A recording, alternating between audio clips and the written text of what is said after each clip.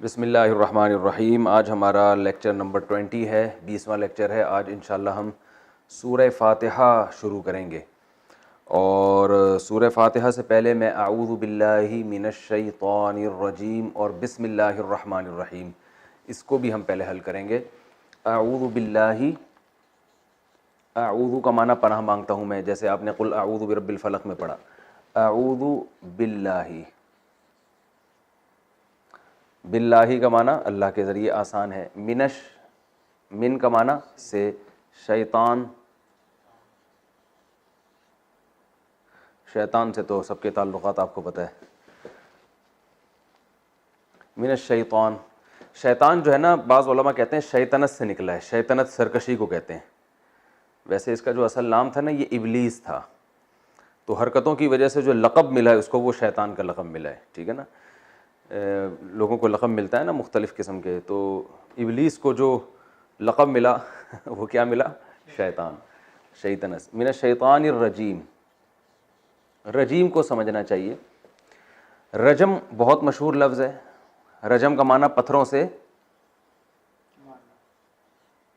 سے مارنا۔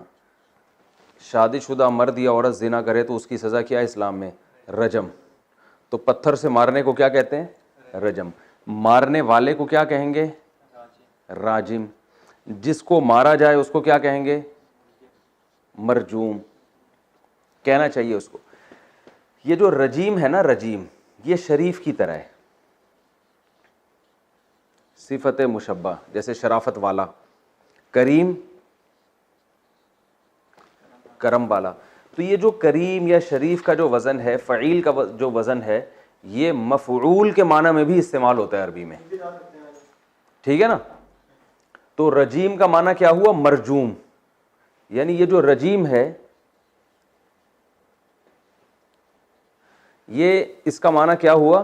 مرجوم۔ یہ عربی کا قاعدہ ہے کہ قرآن میں بہت سے الفاظ، جیسے قتیل،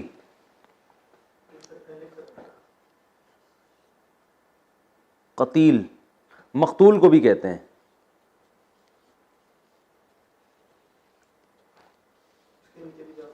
قتیل کسے کہتے ہیں؟ مقتول، اس کو بھی کہتے ہیں۔ تو رجیم بمعنی مرجوم، مرجوم جس کو پتھر سے مارا جائے۔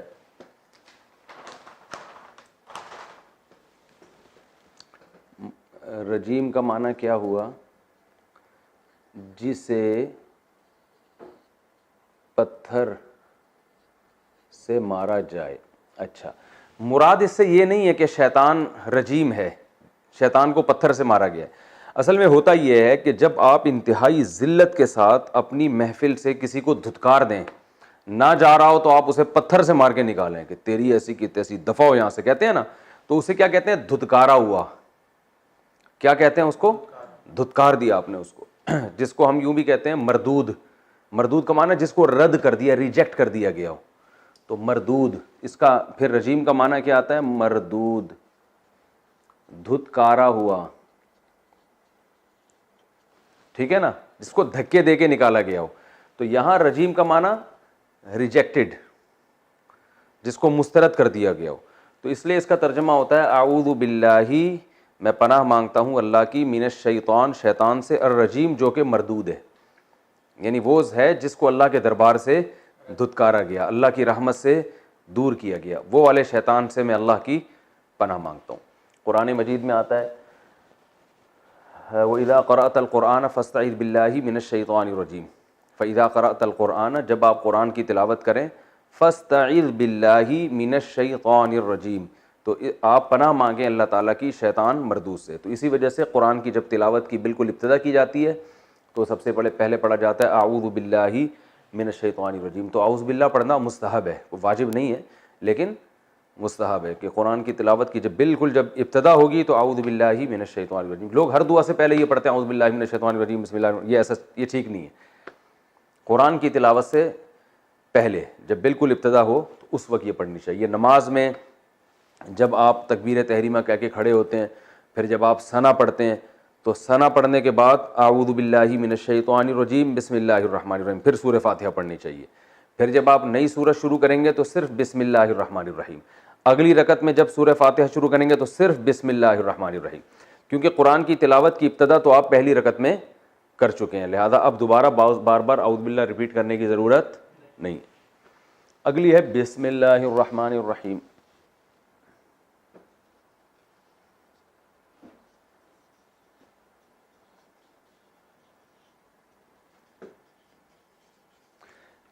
بسم تھا، بی کا معنی تو ساتھ یا ذریعے، یہ تھا اسم، اسم کا معنی نام، اردو میں استعمال ہوتا ہے اسم شریف آپ کا، کہتے ہیں اسم با مسمى ہے نا، تو اسم نام کو کہتے ہیں۔ اللہ کا معنی، اللہ کا معنی اللہ، اسم کی جمع تھی اسماء، کہتے ہیں نا اسماء حسنہ، جو اچھے نام ہیں اللہ تعالیٰ کے۔ تو بسم اللہ، اللہ کے نام کے ساتھ، الرحمن جو بڑا مہربان، الرحیم نہایت رحم کرنے والا۔ رحمان یہ فعلان کے وزن پر ہے، میں نے آپ کو شروع میں بتایا تھا یہ بھی مبالغے کا صیغہ ہے، فعلان۔ رحمان رحمت سے ہے، بہت زیادہ رحم، اور رحیم وہ بھی بہت زیادہ رحم والا، تو دونوں کا مطلب بہت زیادہ رحم والا۔ تو فرق کیا ہے دونوں میں؟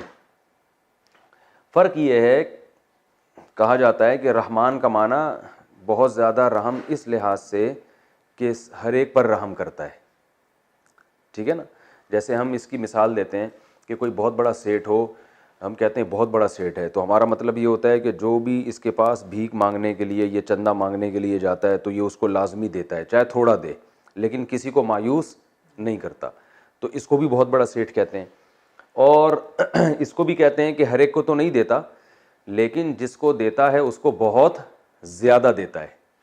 تو رحمان کا مطلب ہر ایک پر رحمت کرنے والا، اس لحاظ سے بہت بڑا، اور رحیم کا مطلب رحم بہت زیادہ کرنے والا، اس لحاظ سے بہت بڑا، یعنی بہت بڑا رحمت والا ہے۔ تو رحمان ہر ایک پر، یعنی اس سے یاد رکھیں رحمان ایسے پھیلا ہوا لفظ ہے نا، تو یعنی ہر ایک پر رحم کر رہا ہے، ہر انسان پر، ہر جانور پر، ہر مخلوق پر۔ اور رحیم کا مطلب رحم بھی تھوڑا نہیں بلکہ بہت زیادہ۔ تو یوں کہہ سکتے ہیں کہ کوانٹٹی کے اعتبار سے، کوانٹٹی کے اعتبار سے اور کوالٹی،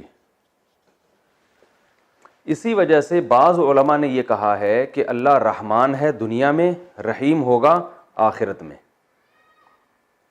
کیونکہ دنیا میں تو سب کو دے رہا ہے، کافروں کو بھی دے رہا ہے، لیکن رحیم ہوگا صرف مسلمانوں کے لیے آخرت میں، اور ان کو پھر تھوڑا نہیں دے گا بلکہ جنت کی صورت میں بہت زیادہ دے گا۔ یہ قول ہے، لیکن اصل مطلب یہ ہے کہ دنیا میں بھی اللہ سب کو دیتا بھی ہے اور دیتا بھی بہت زیادہ۔ تو یہ مطلب ہے بسم اللہ الرحمن الرحیم۔ بسم اللہ کی فضیلت کیا ہے؟ حدیث میں آتا ہے، صحیح حدیث ہے، رسول اللہ صلی اللہ علیہ وسلم نے فرمایا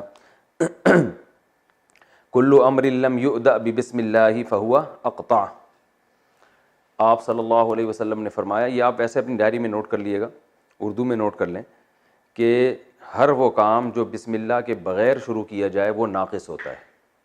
تو اس لیے اس کی بہت اہم ہے، یعنی اہمیت ہے کہ بھئی یہ نہ بجائیں، جب بھی کوئی جو ہے نا کوئی اہم کام شروع کیا جائے تو اس سے پہلے بسم اللہ الرحمن الرحیم پڑھا جائے۔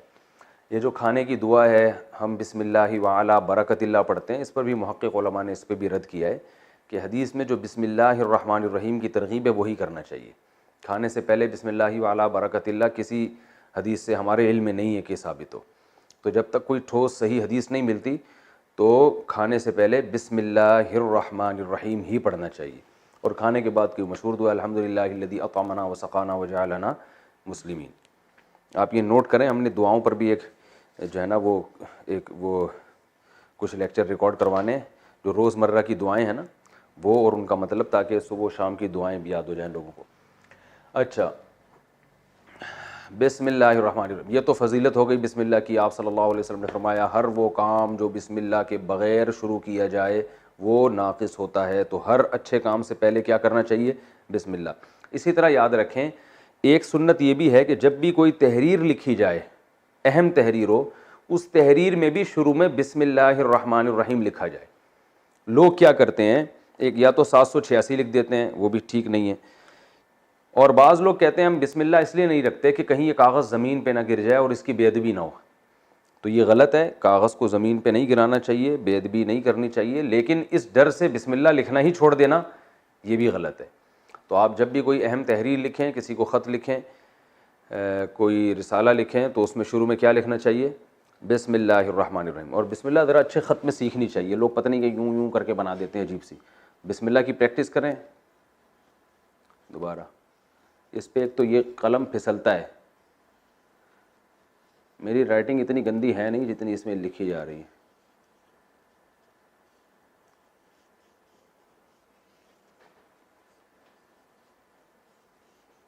تو اچھے خط میں لکھنا چاہیے, ٹھیک ہے.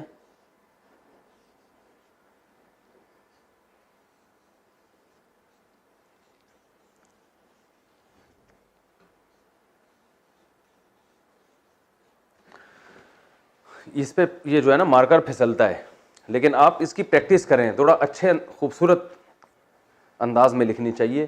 کراچی میں جو لوگ رہتے ہیں نا, ان کا تو اللہ کی پناہ ہے, اردو کی جو رائٹنگ کا بیڑا غرق کرتے ہیں. پنجاب کے لوگ پھر بھی اردو کی رائٹنگ, ان کی عربی اردو کی اچھی رائٹنگ ہے. خیر, اپنے بچوں کو سکھانا چاہیے رائٹنگ. تو اچھا, اس میں ایک اہم بات یہ ہے کہ یہ کلمہ اسلام کے شعائر میں سے ہے. ہر قوم میں کچھ کلمات ہوتے ہیں نا جو ان کے وہ مخصوص وقت میں وہ لوگ وہ کلمات کا استعمال کرتے ہیں. تو اسلام میں یہ بسم اللہ ایک اس کی علامت ہے کہ یہ, یعنی آپ بات بات پہ بسم اللہ کہتے ہیں, یہ اس کی علامت ہے کہ آپ مسلم ہیں. ایسی چیز کو شاعر کہا جاتا ہے, یعنی ایک مخصوص علامت جسے دیکھ کے پتہ چل جائے کہ یہ کیا ہے, مسلم ہے. اب آپ یہ دیکھیں کہ اللہ تعالیٰ نے ہمیں جو نام بتایا اپنا کہ جب بھی کوئی کام کرو بسم اللہ پڑھا کرو, تو اللہ کے نام سے شروع کیا کرو. یہاں تک تو سمجھ میں آتا ہے کیونکہ اللہ سب سے بڑا ہے. لیکن آگے اللہ کی جو صفات بیان کی جا رہی ہیں ان میں تو اللہ کے بہت ساری صفات ہیں. 99 نام تو قرآن مجید میں ہیں, ٹھیک ہے نا. غفار ہے, عزیز ذو انتقام ہے, وہ ہے نا الرحمن الرحیم الملک القدوس السلام المؤمن المہیمن العزیز الجبار المتکبر. تو یہ سارے اللہ کے جو نام ہیں, تو ان ناموں میں سے رحمان اور رحیم کو سلیکٹ کیا گیا ہے. اس میں کیا حکمت ہے بھائی؟ یہ بھی تو ہو سکتا تھا بسم اللہ الغفار, بسم اللہ عزیز العزیز ذو انتقام, ایسے بھی ہو سکتا تھا, یا بسم اللہ القہار. تو اللہ نے الرحمن اور رحیم کو سلیکٹ کیا ہے کہ میرے نام کے ساتھ یہ دو صفات بہت کثرت سے استعمال ہوں. تو اللہ نے اپنی انتقام والی صفت کو ہائی لائٹ نہیں کیا, بلکہ رحمان اور رحیم والی صفت کو ہائی لائٹ کیا, یہ بتانے کے لیے کہ میں اصل میں رحمان ہوں. جیسے قرآن میں آتا ہے قل لعبادی انی انا الغفور الرحیم, میرے بندوں سے کہہ دیں کہ میں غفور اور رحیم ہوں, وان عذابی هو العذاب العلیم, اور میرا عذاب دردناک ہے. یعنی اللہ یہ نہیں کہہ رہے کہ میرے بندوں سے کہہ دیں کہ میری رحمت تو بہت ہے اور میرا عذاب بھی سخت ہے. نہ نہ نہ, جب اپنے آپ کو رحمت والا کہنے کی باری آئی تو یہ نہیں کہا میری رحمت بڑی ہے, بلکہ کہا میں خود رحیم ہوں. لیکن جب عذاب کی باری آئی تو یہ نہیں کہا کہ میں دردناک ہوں, بلکہ میرا عذاب دردناک ہے. تو تکلیف دہ چیز کی نسبت عذاب کی طرف کی ہے, اور رحمت کی نسبت ڈائریکٹ اپنی طرف کی. اس کی مثال ایسے ہے جیسے میں یہ کہوں یار میں بڑا سخی ہوں, جب دیتا ہوں تو میں بہت زیادہ پیسے دیتا ہوں, اور جب میں ٹھکائی لگاتا ہوں تو ٹھکائی بھی بہت زیادہ لگاتا ہوں. تو بات برابر ہو جاتی نا کہ یار پیسے بھی زیادہ دیتا ہوں اور ٹھکائی بھی زیادہ لگاتا ہوں. لیکن میں انداز کے اختیار کروں یار میں بہت سخی ہوں لیکن ٹھکائی بھی بہت لگاتا ہوں, تو سخی کے اپوزٹ لانا چاہیے تھا نا یہاں, میں بہت سخی بھی ہوں, بہت سخت طبیعت کا بھی ہوں, یوں کہنا چاہیے نا. لیکن جب سزا کی باری آتی ہے تو اللہ نے اپنی طرف نسبت نہیں کی, بلکہ یوں کہہ دیا کہ میرا عذاب سخت ہے, حالانکہ وہ بھی تو اللہ ہی کا عذاب ہے نا. لیکن جب رحمت کی باری آئی تو یہ نہیں کہا میری رحمت بہت بڑی ہے, نہ نہ نہ, بلکہ یوں کہا کہ میں ہی رحیم ہوں, میں ہی رحمت والا ہوں. تو اس سے پتہ چلتا ہے کہ اللہ کی جو اصل صفت ہے وہ بندوں پر رحم کرنا ہی ہے, اور جس کی جو صفت ہوتی ہے نا تو وہ اس صفت کے اظہار کے لیے کوئی ریزن نہیں چاہیے ہوتی اس کو. جیسے جو آدمی رحم دل ہوگا تو وہ ویسے ہی لوگوں کو کھلاتا رہے گا, لوگوں پہ خرچ کرتا رہے گا, لیکن جب سزا دے گا تو کوئی ریزن ہوگی تو سزا دے گا, ورنہ نہیں دے گا. جبکہ ظالم بادشاہ کیا کرتے ہیں, کوئی ریزن نہیں بھی ہوتی تو ظلم کرتے ہیں, بلا وجہ لوگوں کو مسائل میں ڈال دیتے ہیں, اور کوئی ریزن ہوتی ہے تو حسن اچھا سلوک بھی کر لیتے ہیں. یعنی اچھے سلوک کے لیے ان کو ریزن چاہیے ہوتی ہے, برے سلوک کے لیے ریزن نہیں چاہیے ہوتی. تو اللہ فرماتے ہیں کہ مجھے رحمت کے لیے ریزن نہیں چاہیے, لیکن سزا جب دوں گا تو کوئی وجہ ہوگی, اس کی کوئی وجہ ہوگی, یہ بتانا مقصد ہے. تو اس لیے اللہ نے اپنی رحمت والی صفات کو ذکر کیا, انتقام والی صفات کا ذکر یہ اس لیے نہیں کیا, یہ بتانے کے لیے کہ اصل میں ایسا ہوں, سزا کسی وجہ سے ہوتی ہے, وہ میری یعنی میری چاہت نہیں ہے کہ میں لوگوں کو سزائیں دوں, چاہت میری یہی ہے کہ رحمت. تو انسان ہر شخص اپنی چاہت پر عمل کرتا ہے نا, تو اللہ بھی اپنی ذات میں یہ رحمت اللہ کی ذات کا حصہ ہے, لہذا اللہ اصل رحمت کرتے ہیں اور اس پہ خوش ہوتے ہیں. پھر اللہ کی جو رحمت والی صفتیں ہیں وہ بھی بہت زیادہ ہیں, عطا کرتا ہے, مغفرت کرتا ہے, اس میں رحمت کو ہائی لائٹ اس لیے کیا کہ یہ تمام صفات رحمت کی وجہ سے ہیں, یعنی اصل صفت رحمت ہے. اس رحمت کا تقاضا یہ ہے کہ وہ غفار بھی ہے, یعنی گناہوں کو معاف کرتا ہے. اسی رحمت کا تقاضا یہ ہے کہ وہ بندوں کے گناہوں پہ پردہ بھی ڈالتا ہے. اسی رحمت کا تقاضا ہے کہ وہ وہاب بھی ہے, یعنی اپنے بندوں کو عطا بہت زیادہ کرتا ہے. تو اللہ نے ایسی صفت کا ذکر کیا کہ باقی صفات کو ہائی لائٹ کرنے کی ضرورت نہ رہے, وہ تمام صفات اس رحمت کے اندر خود بخود آ گئی ہیں. البتہ رحمت دو طرح سے ہوتی ہے, بہت زیادہ اور سب پر, تو وہ دونوں طرح کی رحمتوں کا ذکر کر دیا تاکہ ہر طرح کی رحمت کو شامل ہو جائے گی. تو اس سے زیادہ کسی کی تعریف زبان سے ممکن ہے نہیں, تو اس لیے اللہ نے اپنی ان دو صفات کو ذکر کیا. تبھی سورہ بنی اسرائیل میں آتا ہے قل ادعوا اللہ او ادعوا الرحمن, تم اللہ کو پکارو یا رحمان کو پکارو, ایک ہی بات ہے اللہ کی نظر میں, ٹھیک ہے نا. تو اللہ کو رحمان والا نام اپنا زیادہ پسند ہے. تو بسم اللہ الرحمن الرحیم یہ بھی ہو گیا. اب ہم شروع کرتے ہیں سورہ فاتحہ. ہاں حدیث میں آتا ہے کہ جب اللہ تعالیٰ نے اس کائنات کو بنانے کا ارادہ کیا نا, تو تقدیر بنائی, تو جو چیز سب سے پہلے بنائی وہ قلم تھا جس سے اللہ نے تقدیر لکھی ہے. اور اس قلم سے جو سب سے پہلا لفظ لکھا گیا ہے وہ ہے کہ سبقت رحمتی علی غضبی, کہ میری رحمت میرے غصے پر غالب رہے گی. تو یہ جیسے ہوتا ہے نا پاکستان کا دستور بن رہا ہے, تو اب جتنے بھی لاز بنیں گے اس دستور کے تحت بنیں گے. تو اس لیے اللہ نے جب کائنات کو بنایا گو ایک ملک وجود میں آیا ہے, تو جب ملک وجود میں آیا تو اس کا دستور لکھا جا رہا ہے. تو دستور میں پہلی شیخی یہ ڈال دی اللہ تعالیٰ نے کہ میری رحمت میرے غصے پر غالب رہے گی, لہذا اب جو کچھ لکھا جائے گا تقدیر میں وہ اسی قانون کے تحت لکھا جائے گا. اللہ تعالیٰ ہم سب کو اپنی رحمت کا مستحق بنائے. آگے چلتے ہیں. الحمدللہ رب العالمین.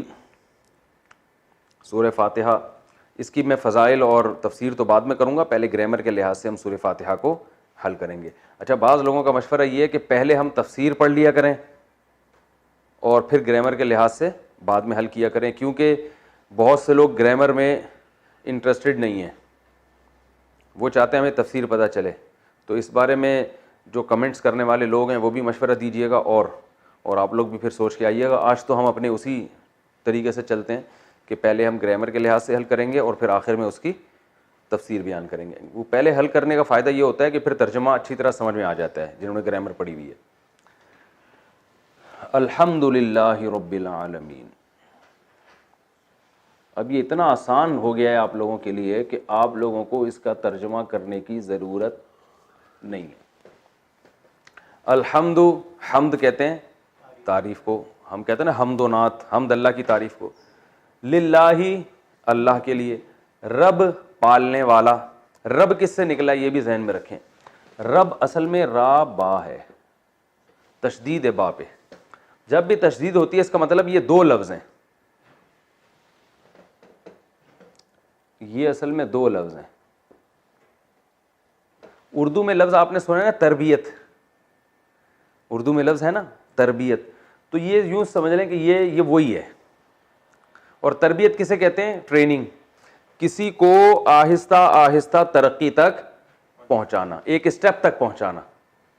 ٹریننگ جانوروں کو بھی دی جاتی ہے, آپ نے ایک طے کیا ہوتا ہے اس کو میں نے یہاں تک سکھانا ہے, تو آپ وہاں اس کو ٹرین کرتے ہیں. تو تربیت کا معنی ہے پالنا. ٹریننگ میں تو ایک خاص چیز میں ٹریننگ دی جاتی ہے نا, تربیت کا مفہوم تھوڑا اور وسیع ہو گیا کہ کسی بھی چیز کو ہر لحاظ سے آہستہ آہستہ ترقی دے کر اس کی انتہا تک پہنچانا. جیسے ماں باپ بچوں کی تربیت کرتے ہیں باقاعدہ, روحانی لحاظ سے بھی اور جسمانی لحاظ سے بھی پالتے ہیں ان کو. اور جو ہے ٹیچر بھی بچوں کی تربیت کرتے ہیں. تو اسی طرح اللہ بھی کیا ہے؟ پالنے والا ہے, اس میں جسمانی لحاظ سے بھی اور روحانی لحاظ سے بھی. تو اس کا لفظی ترجمہ ہوگا پالنے والا. جو سب سے اچھا لفظ ہے نا اس کے لیے وہ کیا ہے؟ پالنے والا. رب مالک کو بھی کہتے ہیں رب المال کا لفظ سنا ہوگا آپ نے.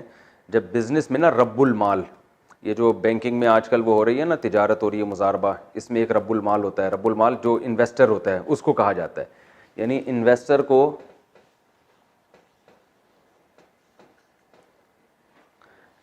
کو عربی میں کیا کہتے ہیں؟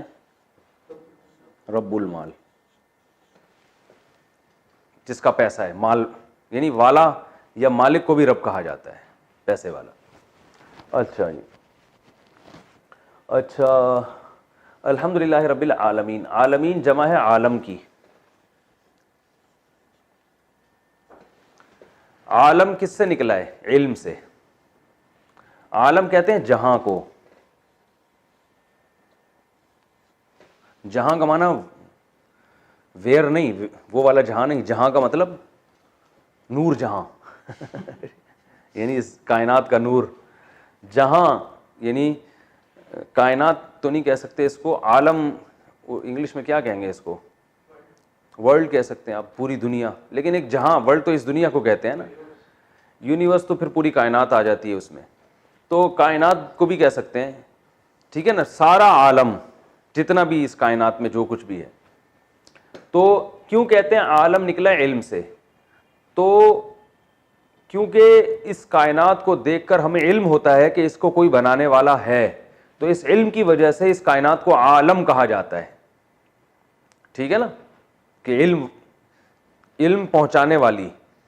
تو سمجھ میں آیا؟ ٹھیک ہے. نہیں آیا تو ٹینشن لینے کی ضرورت نہیں ہے. بس عالم اتنا ذہن میں رکھیں کہ اس جہاں کو کہا جاتا ہے. عالمین اس کی جمع ہے، بہت سارے جہان.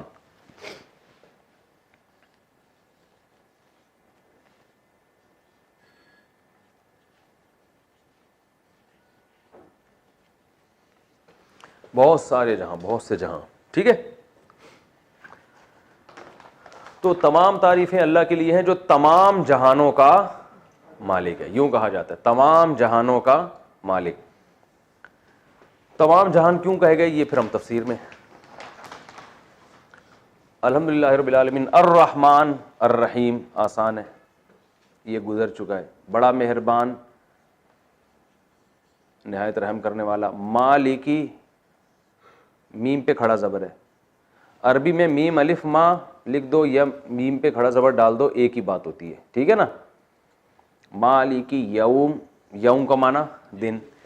کہتے ہیں نا یوم سیاہ منا رہے ہیں، یوم نہر ہے، یوم وفات، یوم عرفہ. تو یوم کی جمع ایام آتی ہے. مالک یوم الدین، دین کا لفظ پہلے گزر چکا ہے. ارأیت الذی یکذب بالدین، روز جزا.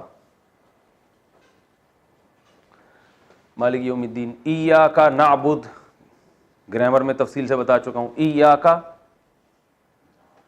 مالک یوم الدین. ایاک. اب آپ کو بتائیں یہ کتنا آسان لگ رہا ہے کہ نہیں لگ رہا؟ نعبد ننصرو کی طرح ہے، عبادت سے نکلا ہے. اور میں نے بتایا تھا کہ یہ ضمیر پروناؤن پہلے چلا جائے تو اس کا معنی ہوتا ہے حصر، یعنی تیری ہی عبادت کرتے ہیں ہم. وَإِيَّاكَ نستعین. نستعین اصل میں تھا نستعینو، نستخرجو کی طرح.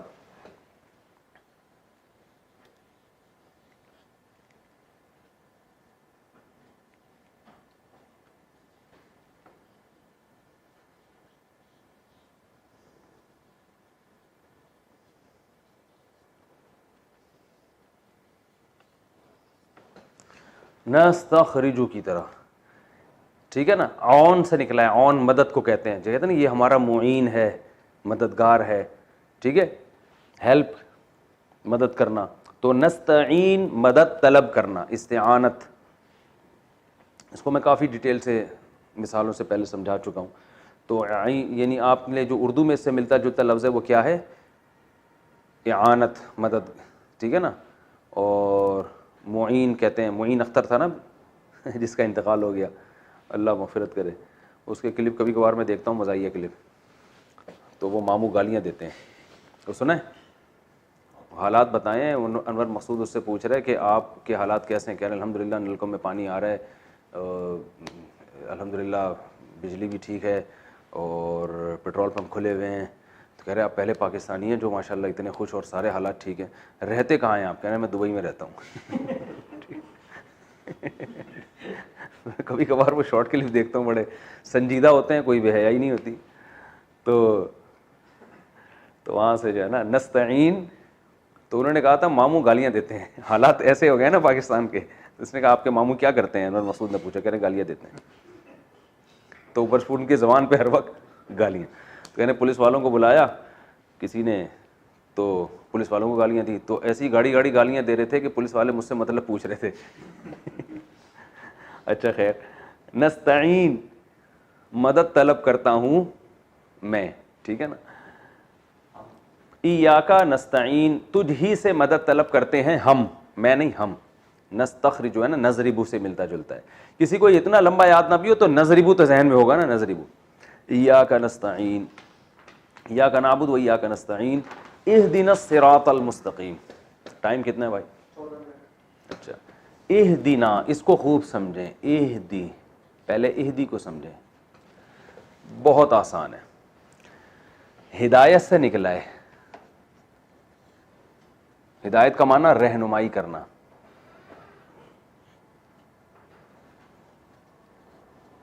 گائیڈ کرنا, گائیڈنس. اسپیلنگ بتا دیں, GUIDE,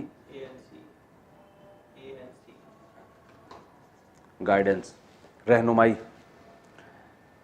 ہدایت سے نکلا ہے. ماضی آتا ہے ہدایا, جیسے ضربہ.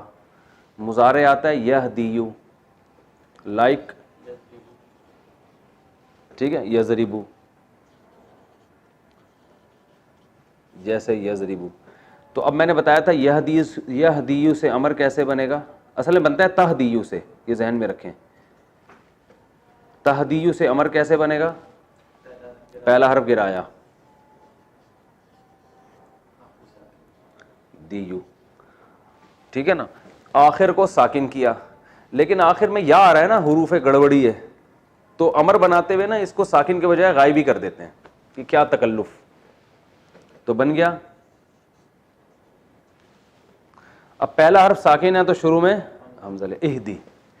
اب یہ آرڈر ہے نا, ہدایا اس نے رہنمائی کی گزرے ہوئے زمانے میں, یہدیو وہ رہنمائی کرتا ہے, اہدی تو رہنمائی کر, اہدی نا ہماری ہے نا, ضربا نا میں نے بتایا تھا نا, ضربا ہو, ضربہما, ضربہم, ضربہا, ضربہما, ضربہن, ضربک, ضربکما, ضربکم, ضربکی, ضربکما, ضربکن, ضربنی, ضربا نا, ضربا اس نے مارا, نا ہم سب کو. تو اہدی ہدایت دے تو, نا ہم سب کو. اہدینا الصراط ہمیں ہدایت دے, صراط کی, راستے کی. صراط کسے کہتے ہیں؟ راستہ. اردو میں استعمال ہوتا ہے پل صراط کہتے ہیں نا, عجیب لفظ ہے. پل کا معنی بھی راستہ, صراط کا معنی بھی راستہ. اردو میں عجیب سا بنا دیا اس کو, پل صراط. یا تو پل بولیں یا صراط بولیں. تو اہدنا الصراط تو ہمیں دکھا راستہ, اہدنا الصراط المستقیم.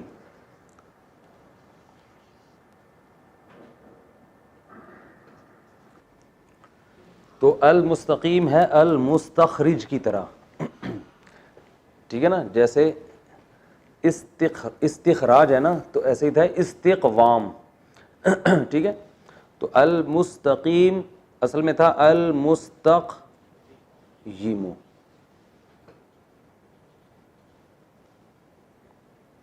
مستقیم, مستخرجو کی طرح. استقامت کسے کہتے ہیں؟ سیدھا رہنا. تو مستقیم سیدھا رہنے والا, یعنی سیدھا. یہ اتنی ٹیکنیکل بحث سمجھ میں نہیں آتی, تو بھائی مستقیم, صراط مستقیم کسے کہتے ہیں؟ اردو میں کامن ہے, خط مستقیم ہوتا ہے نا, تو سیدھے کو کہتے ہیں, سیدھا سیدھا. آپ کو یہ اتنی گرامر کی پیچیدگی معلوم نہ بھی ہو تو بس کسے کہتے ہیں؟ سیدھے کو, سیدھا, سیدھا. سعودی عرب میں وہ شرطے بول رہے ہوتے ہیں نا سیدھا, اردو ان کو بھی آ گئی ہے, تو سیدھے کو کہتے ہیں. اہدنا الصراط المستقیم تو ہمیں دکھا یا چلا یا ہمیں گائیڈ کر سیدھے راستے کی طرف. صراط الذین،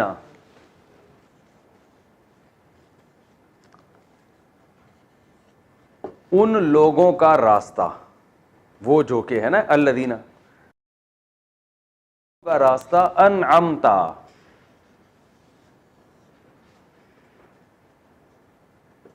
انعمتا جیسے اکرمتا، بتایا تھا نا، اکرمتا، اکرما، اکرما، اکرمو، اکرمت، اکرمتا، اکرمنا، اکرمتا، اکرمتم، اکرمتم، اکرمتم، اکرمتا اکرام کیا تو نے، انعمتا انعام کیا تو نے، بہت آسان.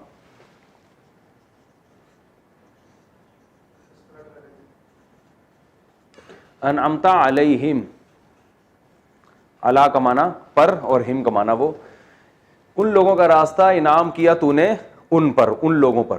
صراط الذین انعمت علیہم غیر المغضوبی، غیر کا معنی علاوہ، بھائی یہ تو ہمارے غیر ہیں، یعنی ہمارے نہیں ہیں، ہمارے علاوہ ہیں، ٹھیک ہے نا. غیر اردو میں استعمال ہوتا ہے، بھائی غیروں کو یار تم اتنا قریب لا رہے ہو، اپنوں سے دور ہو رہے ہو، تو غیر کا معنی سوا یا علاوہ، سوا کہہ سکتے ہیں. غیر المغضوب، المغضوب بہت آسان ہے. غضب کسے کہتے ہیں؟ غصے کو، غضبناک. المغضوب، غضب یغضب، غضب ماضی آتا ہے، غصہ ہوا وہ، یغضب غصہ ہوتا ہے یا ہوگا، غاضب غصہ ہونے والا، المغضوب المقتول کی طرح.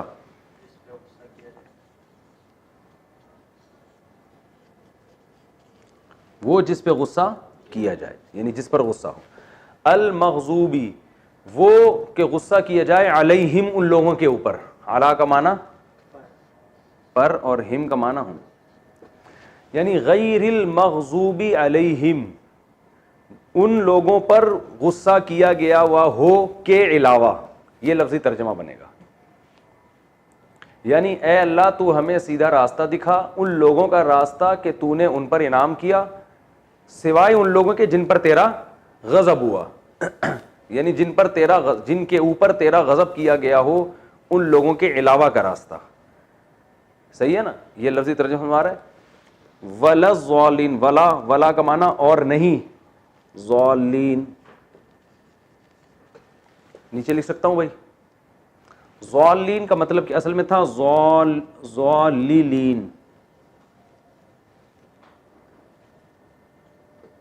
ضاربین کی طرح. ضارب کی جمع کیا آتی ہے؟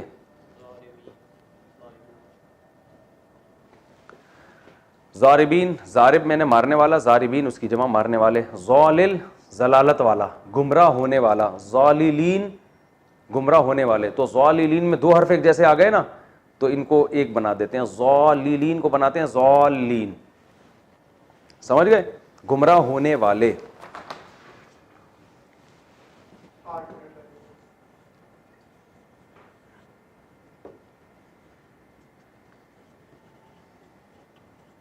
کہتے ہیں نا ضلالت، کیا ضلالت ہے، کیا گمراہی ہے.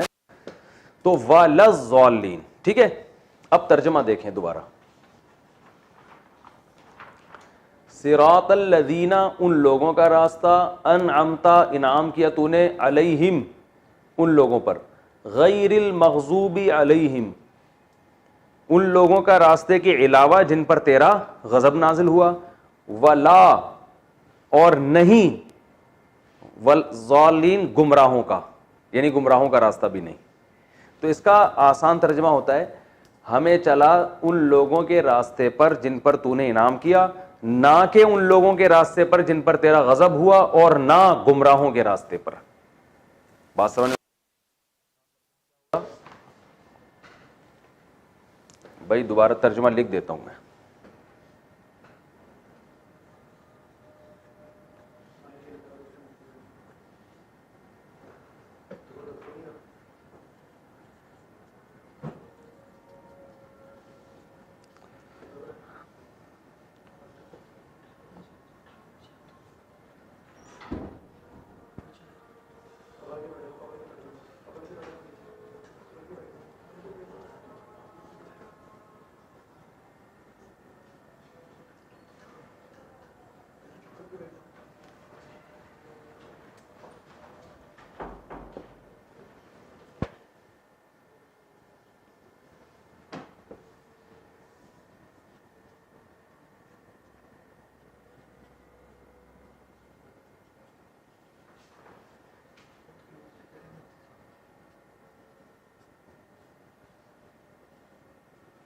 ٹھیک ہے.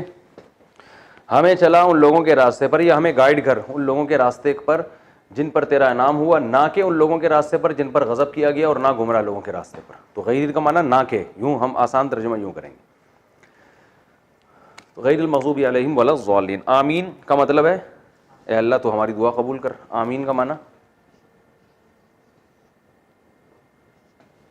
دعا قبول کر, یہ خود دعا ہے, یہ لفظ خود کیا ہے, دعا ہے, کہ اللہ تو ہماری دعا کیا کر لے, قبول کر لے. تو اچھا یہ ہے اس صورت کا. میں آسان ترجمہ دوبارہ ریپیٹ کر دیتا ہوں.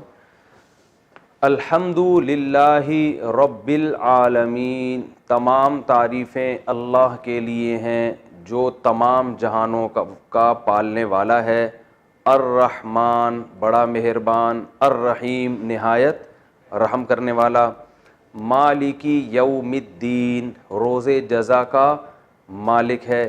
ایاک نعبد, ہم تیری ہی عبادت کرتے ہیں. و ایاک نستعین, اور تجھ ہی سے مدد طلب کرتے ہیں. اہدنا الصراط المستقیم, ہمیں سیدھے راستے پر چلا. صراط الذین انعمت علیہم, ان لوگوں کے راستے پر جن پر تو نے انعام کیا. غیر المغضوب علیہم, نہ کہ ان لوگوں کے راستے پر جن پر تیرا غضب نازل ہوا. ولا الضالین, اور نہ گمراہوں کے راستے پر. آمین, اے اللہ تو ہماری دعا قبول کر. یہ اس کا لفظی ترجمہ ہے. تو اگلے سیشن میں انشاءاللہ ہم اس کی تفسیر پڑھیں گے. جزاکم اللہ.